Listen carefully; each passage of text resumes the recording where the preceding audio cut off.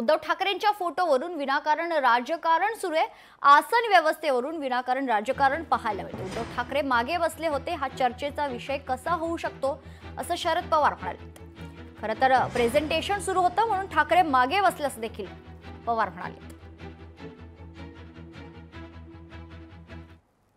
कालपासून बघतोय की उद्धव ठाकरे हे होते ते कुठे बसले होते याच्यावर स्वतःचं लक्ष द्यावं।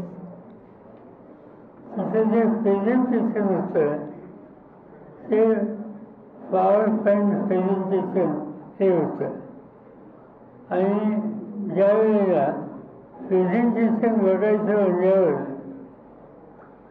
सहसा जसं आपण सिनेमा बघायला जातो आपण पहिल्या लाईनला कधी बसत नाही, आपण पाठीमागच्या लाईनला बसतो।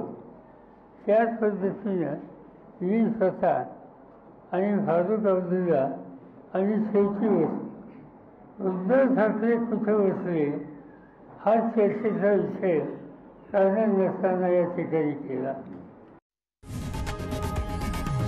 लोकशाही मराठी ऐका, पहा, जागरूक रहा।